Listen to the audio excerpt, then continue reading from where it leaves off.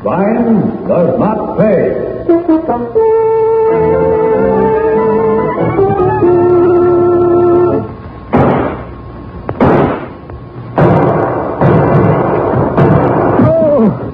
All right, Williams, we're coming in. Well, come on in, blast you. I can't stop you now. You broke my arm, that's what. Foreman Williams, you're under arrest. Charged with forgery, resisting officers of the law, and murder. Oh, murder, is it? Who did I murder, huh? You got a copper stalactite? You'll find out in due time. All right, get off that floor now and come along. I demand proper medical attention. You can't prove no murder, you can't. Because you ain't got any copper stalactite. No body of the crime.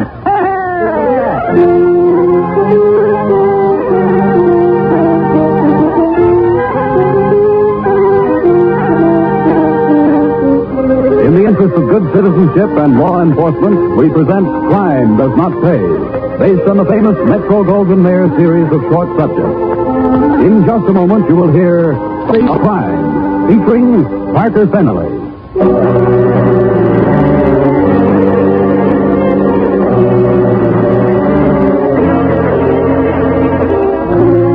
There's little doubt that one of the major motives, if not the major motive back of crime, is greed.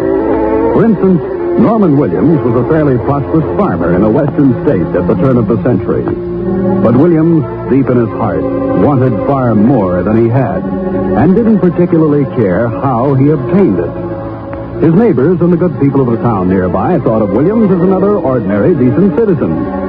That's how it happened that Ted Curtis, the owner and proprietor of Curtis Livery Stable, barely gave the matter a second thought the stormy night when Norman Williams turned up at the door of his establishment.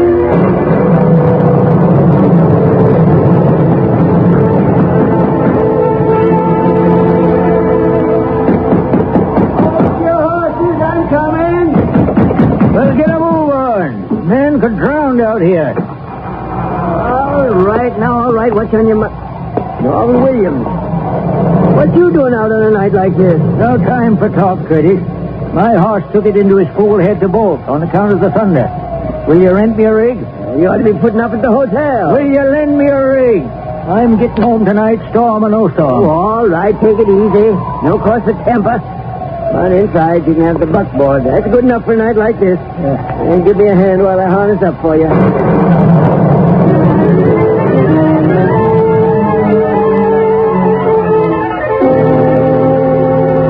There you are, Williams. That'll be $5, payable now. I'll give you $2. You want to get home tonight? I'm risking the horse and the buckboard. $5. $2.50. Settle for $3. Yeah, here's your $3. Yeah. Now let me get out of here. Still don't see why you had to have a rig. Take it easy now. Take it easy.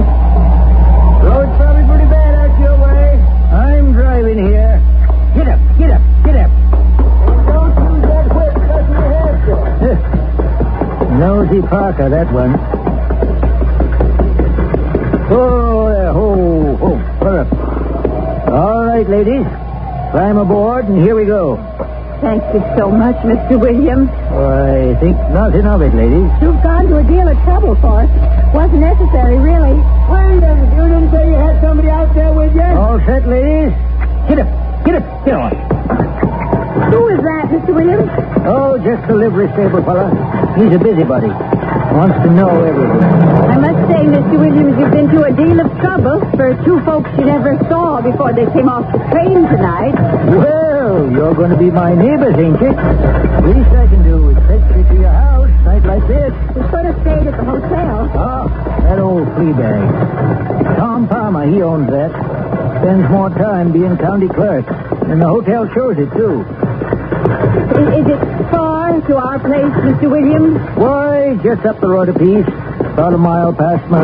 Easy, boy. Whoa. Miss Sandy was here. Yeah, who's he? My brother. But, like you said, your father left you the homesteader. That's right, Mr. Williams. You say something, Mr. Williams? No, I was just thinking. Ain't much of a son and a brother to let his ma and his sister travel way out west all by themselves. Oh, Stanley's a good boy. But we couldn't afford but 2 tickets and still have enough left for incidentals. Oh, there. City boy, city. Oh. Will we make it to our place, Miss Williams? It's considerable out of your way, too. You're mighty nice to take such trouble. Why, matter of fact, ladies, if you wouldn't mind my hospitality, I'd be glad to put you up at my place tonight and take you over to yours in the morning. Oh, that'd be just more trouble. Or this, Ma. Well, Alma's probably right, Mr. Williams. We'll be happy to accept your offer.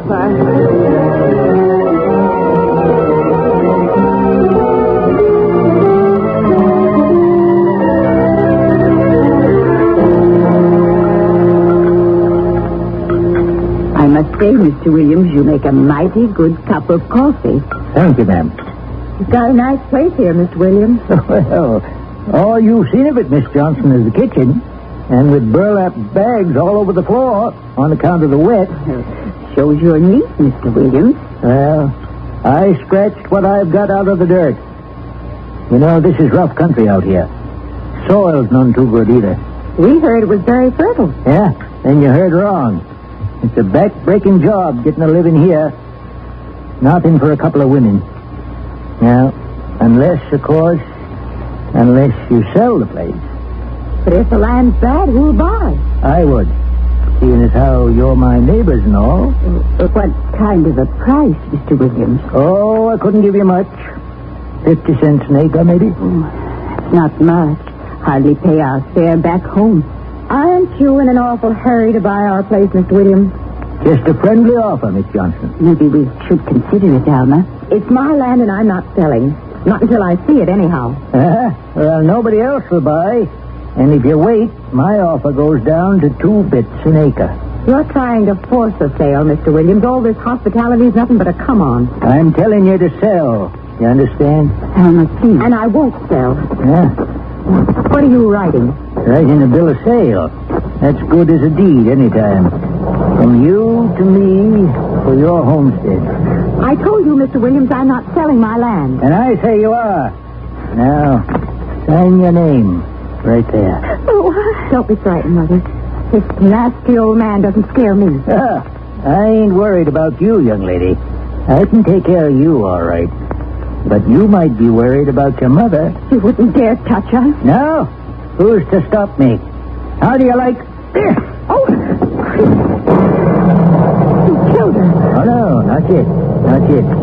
I just knocked her out, like I would a goat before I cut its throat. No, that knife. Will you sell that land? No, you can't make me sell it. And don't you touch my mother.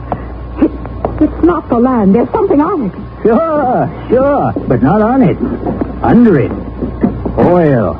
And I'm the only one that knows. What are you doing with my mother? Let go of her hair. Stop it. I'm just putting her over on the burlap. I wouldn't want to mess up my kitchen. Now, are you selling? You wouldn't dare kill my mother.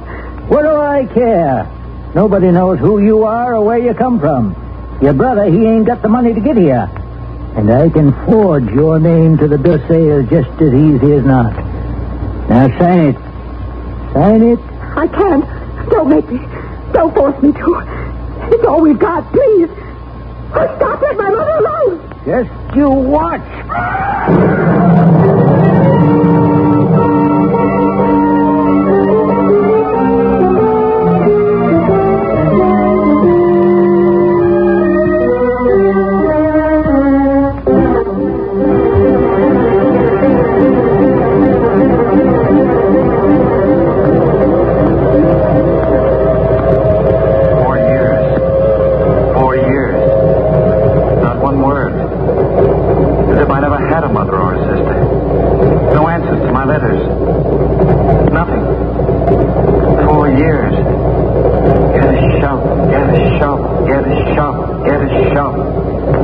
Why didn't they answer?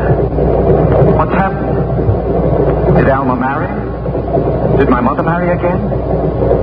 Are they in trouble? 4 years. Long time. Long time. Yes. shovel. Get a shovel. Yes, wake up. Wake up. Come on, wake up. What's that? Get a shovel. Get a shovel. You are a sound sleeper, son. Oh, you. Are we almost there, conductor? I never saw anybody sleep like you do in these hard seats. Hey, what's all this about a shovel? I don't know. I've been dreaming. Goes kind of like the wheels, doesn't it? Get a shovel, get a shovel. Funny. How much more time, sir? 3-4 minutes, we'll be in. Better get your bag out the platform. This is just a flag stop, you know, and he's blowing for the crossing now. Come along, son. Beats me why anybody wants to come to this thing down in the first place.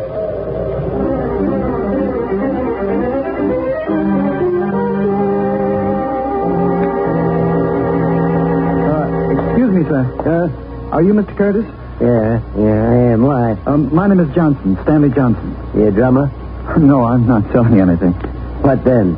I'm looking for some information. A man at the station said you know everybody here about me. Well, I guess I do. Hand feed business, sides the stable.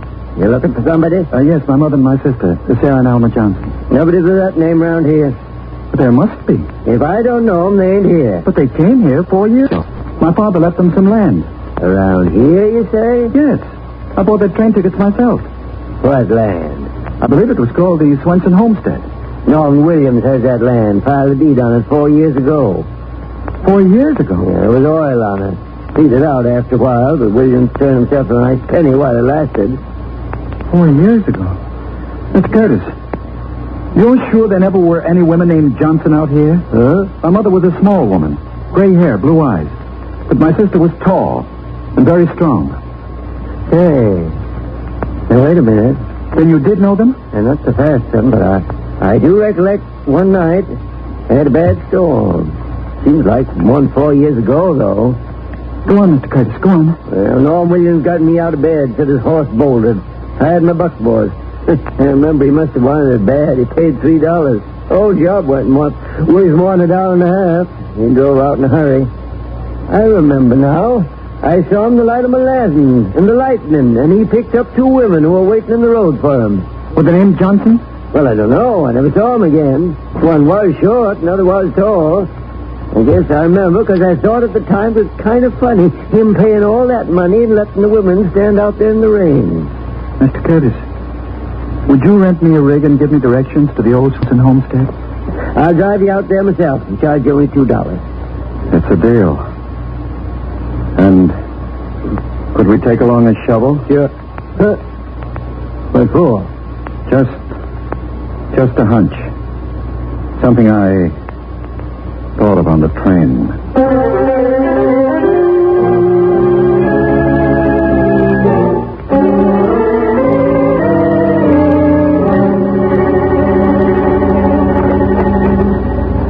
I don't know what you think you'll find, son. You sure do keep it that big one. How far down do you think you are? Maybe 4 feet.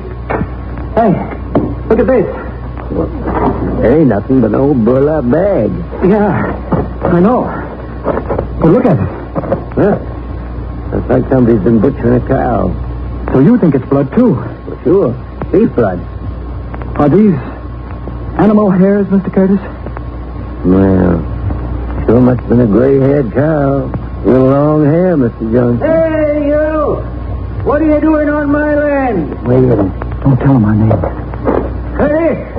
What's this all about? Now, you got no cause to be sore, Norman Williams. Just this here young fella. I've been demonstrating a new shovel to Mr. Curtis. Yeah. Yeah? Curtis has got plenty of his own land to dig on. You're lying. I resent that, sir. And I say get. You're trespassing here. Now get before I use my shotgun on you. Now, you got no cause. I don't know what you're after, Curtis. But ever since you've been made deputy sheriff, you're just too blame nosy. Yeah. Now you get off my land, both of you. Yeah, he's within his rights. Let's go. Yes, of course. Next time I find you here, I won't be firing over your head. Blame fool's going to get into trouble with that temper here's one of these days. Yeah. He's in trouble now. But he doesn't know it yet. That's what. He's within his rights. No warrant, so we were trespassing. But I've got the burlap. Miss Curtis, you're driving me straight to your district attorney.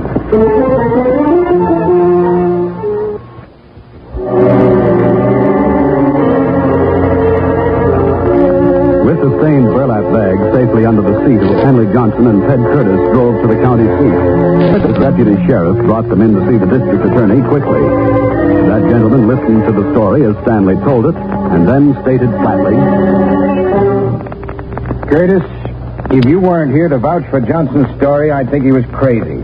Why, I've known Norman Williams all my life. He's a respected citizen and well off since he struck that pool of oil. Yeah, it happened, sir, just like the young man says. May I ask a question? Go right ahead.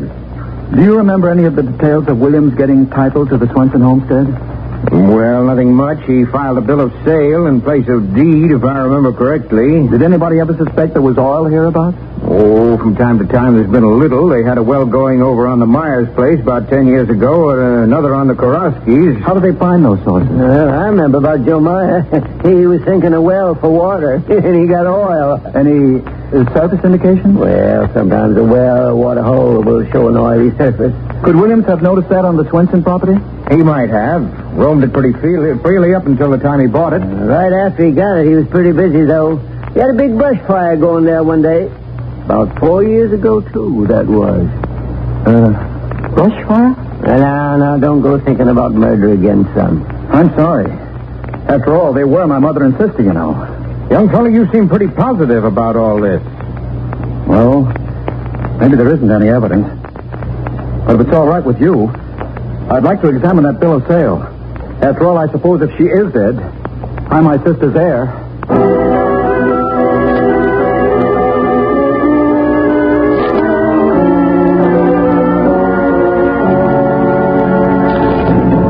I remember it perfectly. 4 years back. Seemed a little irregular, but perfectly legal. Yeah, here it is. The letter, you see. Dear Mr. Williams, carrying out our agreement, this letter will advise all and sundry that the undersigned, for proper consideration, sells to you with all right and title of the tract known as the Swenson homestead, of which I am a sole owner of record. Very truly yours, Alma Johnson. May I see that, Mr. Palmer? Sure can. There's my stamp on it, registered. County Clerk, Herkimer County. I see that. But, gentlemen, as heaven is my witness, this is not my sister's handwriting. What? You suggesting forgery, Mr. Johnson? I know it. That land was all my mother and sister had in the world. They'd never sell it without consulting me first. And I know Alma's handwriting as I know my own. I see. Would you tell that to a grand jury, Mr. Johnson? I tell them a lot more. I tell them Williams murdered my mother and my sister. Oh, easy, son. Easy now. You'd have a hard time proving that. Why? There's blood and hair in that burlap bag. We don't even know if it's human blood, much less your family's. Then I say find out. Make tests. I know I won't rest until the man who killed Alma, my mother, is made to pay for his crime.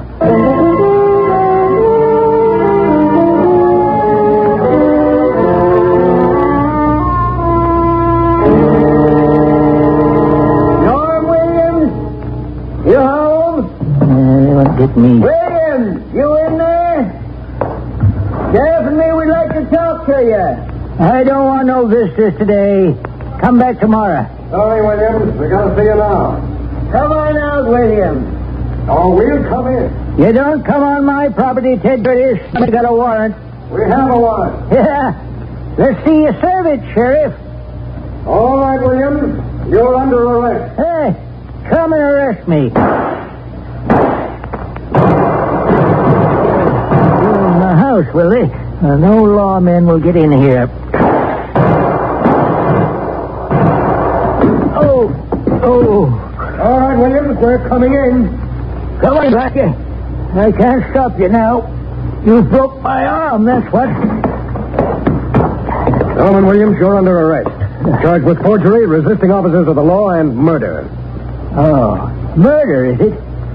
Who did I murder, huh? You got a corpus delicti? You'll find out in due time. All right, get off that floor now and come along. I demand proper medical attention. You can't prove no murder, you can't. You ain't got any corpus delicti. No body of the crime.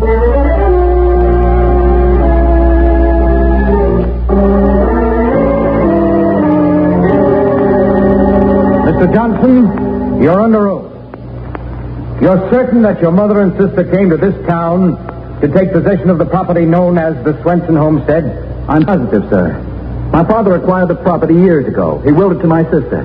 My mother and sister came here to live until such time as I could join them. I never saw them again.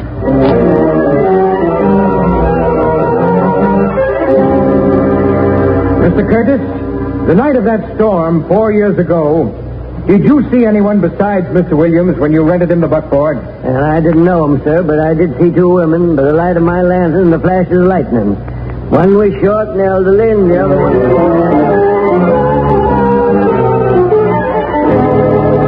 Now then, Dr. Sims, are you an expert on blood analysis? I am, sir. You conducted on the blood on the burlap bag marked Exhibit A for the state. I did. And what did you find? I found it to be human blood beyond any doubt. Did it take a large amount of blood to make that stain? No one could lose that much blood. Dr. Sims, please answer the next question carefully. We're attempting to set a precedent in this case, as the state has conceded that no actual corpus delicti has been found. Dr. Sims, about the gray hairs found on that burlap bag. They are human hairs, sir. Yes, and Doctor, did they come from the head of a living or dead person? The roots are still in the microscope. Hair from a corpse, sir, never has the roots attached. Then, as an expert witness, Dr. Sims, what are your conclusions? That there is evidence of a corpus delicti, even though none has been found. Someone was alive on the defendant's premises, and that someone was killed before he or she left.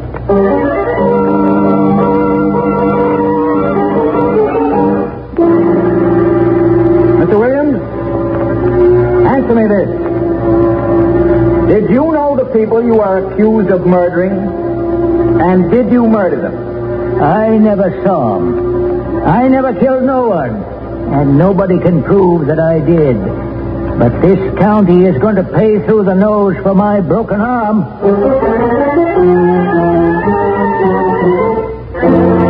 It is our contention, precedent-setting though it is, that through the brilliant microscopic analysis of Dr. Hannah Sims, we have proven that someone was murdered, and by this defendant. True, as my learned colleague has emphasized so often, there is no actual corpus delicti.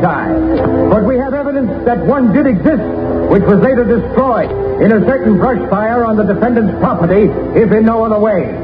On this evidence, we ask that your very...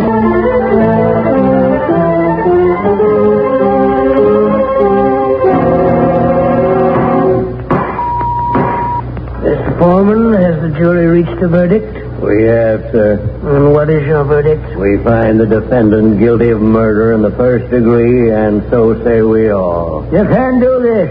You can't. I'll appeal to every court in the state. There wasn't no corpus. No corpus. You can't convict without a corpus. You can't convict without a corpus.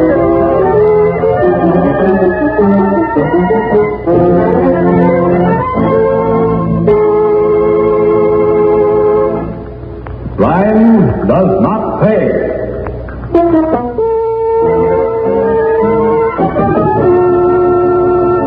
Now, here in person is Parker Fennelly. The case of Norman Williams, as you heard it, is one of the famous cases in legal history. As might have been expected, his conviction was appealed all the way to the highest court of his state, and there it was upheld. And it's interesting to note that this case was a prime legal point in the conviction of Bruno Richard Hauptmann for the murder of the Lindbergh baby.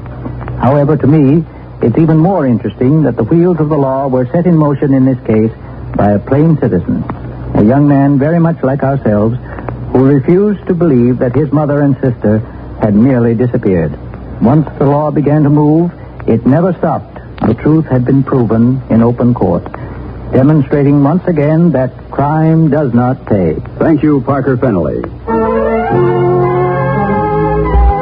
Crime Does Not Pay is written by Ira Marion and directed by Mark D. Loeb, with music composed and conducted by John Gart. Technical advisor is Burton D. Turtis. The events, characters, and names used in the story you've just heard are fictitious. Any similarity is purely coincidental.